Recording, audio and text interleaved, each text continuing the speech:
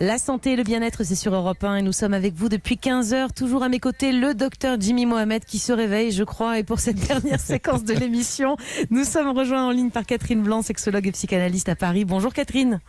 Bonjour Mélanie, bonjour Jimmy. J'espère que vous allez bien après ce petit dodo récréatif à l'intérieur de vous-même. Qui nous a fait du bien, c'est vrai. Allez, on va en profiter pour répondre à la question d'Hélène. Du coup, on a grignoté un peu de temps pour vous. On va devoir faire court malheureusement, mais on va essayer d'y répondre le plus précisément possible. Donc la question d'Hélène, c'est la suivante. Depuis le confinement, mon copain et moi nous laissons aller.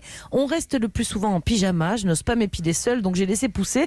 Pensez-vous que ce laisser aller physique explique que l'on n'ait plus du tout de libido? On dirait qu'on est devenu des colocataires. Catherine, c'est vrai qu'en jogging, pas épilé, je sais pas, elle parle pas d'hygiène, j'espère qu'elle prend encore des douches, mais on peut comprendre que le désir sexuel soit plus vraiment au rendez-vous, non ? Alors, si le désir sexuel n'était qu'histoire de mise en scène, on pourrait dire effectivement que ce n'est pas dans ce cadre-là que la sexualité peut se faire. Pourtant, d'abord, à tous les temps des styles de vie, des styles esthétiques, des cultures esthétiques. Donc, ce n'est pas simplement ce n'est pas le goût pour une jambe épilée qui fait le désir sexuel, pas plus que c'est le goût pour une robe ou un pull bien près du corps plutôt qu'un pyjama qui fait le désir sexuel. Donc ce n'est pas si réducteur que cela. Le fait est que quand on ne prend pas soin de soi, on indique à l'autre qu'on n'a pas de valeur. C'est surtout ça. Donc c'est pas tellement, on peut être extrêmement sexy, poilu et en pyjama. Encore une fois, c'est surtout comment on s'investit, comment on est joyeux, comment on est vivant, ou est-ce que justement on n'utilise pas le pyjama, les poils pour éloigner l'autre, auquel cas ça marche très bien. Bon, Jimmy, vous êtes en pyjama, je ne sais pas, mais allez-y, posez votre question. Mais non, au contraire, il ne faut pas se laisser aller. Le pyjama, ça craint. On ne peut pas rester comme un dimanche, du lundi au dimanche, du lundi au samedi.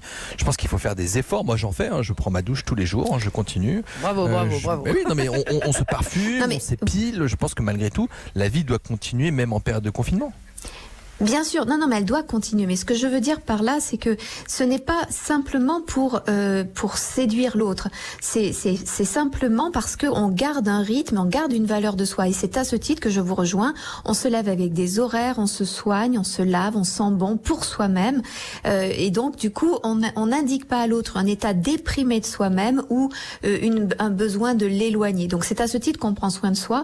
Mais sinon, la sexualité n'a pas besoin d'une tenue particulière ou d'une épilation particulière, parce que sinon ça voudrait dire que n'importe quelle jambe épilée m'excite ou n'importe quelle robe est source de désir.